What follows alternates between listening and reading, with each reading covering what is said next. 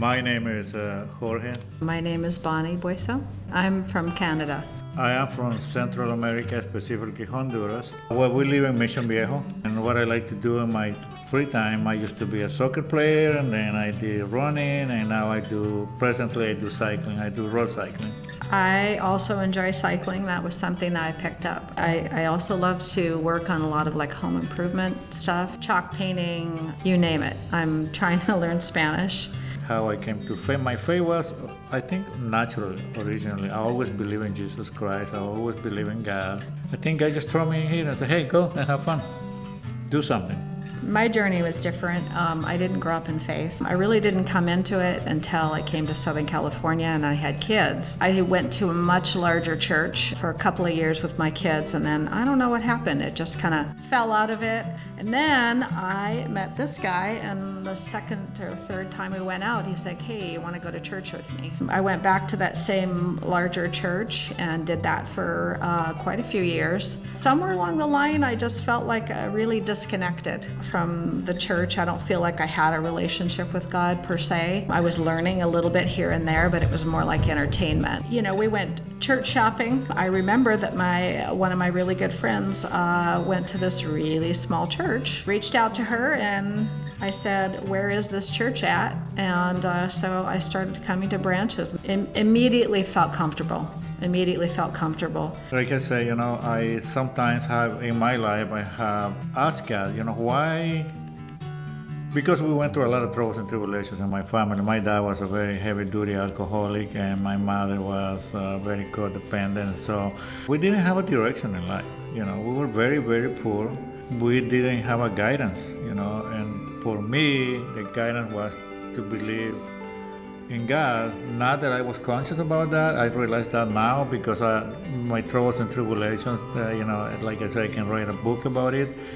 It's been sometimes chaotic, I gone through a lot, but I think it's all has to do with how we handle life and this planet. What are we doing here? What is my mission? I think about that. What am I doing here? What am I supposed to do? I guess I have learned that I have to take care of myself, and take care of those who I love. I think I have to hang on to that, to God's wisdom for me. I don't know what it was or what it is right now.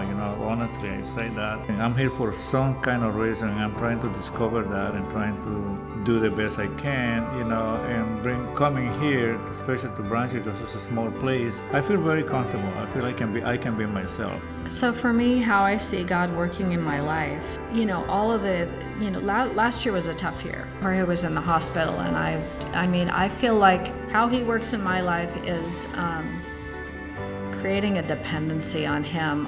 That's one thing I've really had a hard time with, is really letting go. We're letting go of situations, letting go of people, and God's there just like gathering me up, just right about the time when I give up on his presence in my life. He says, just watch, just stand back, just watch. And every time I'm always amazed at the results. I bring a lot to my job too, connecting with people.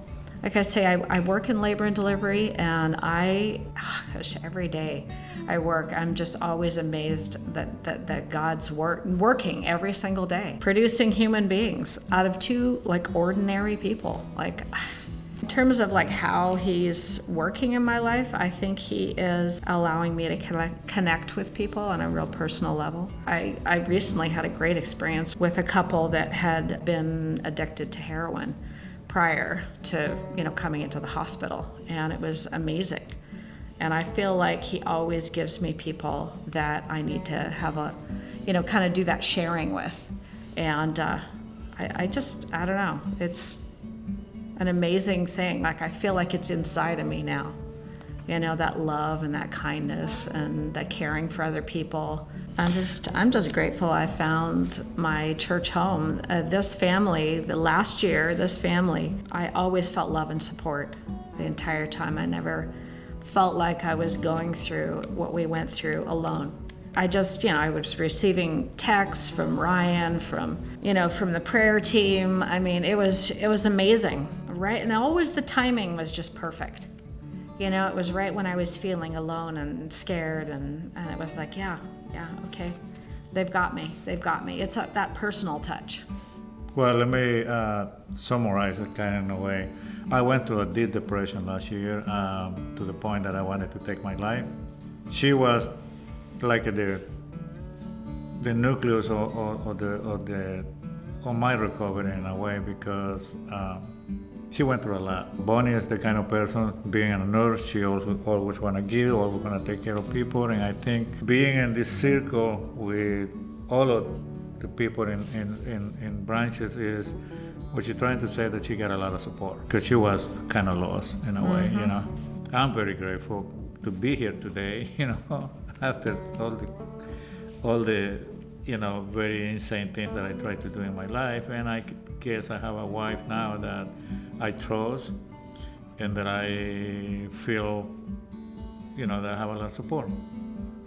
Thank you much.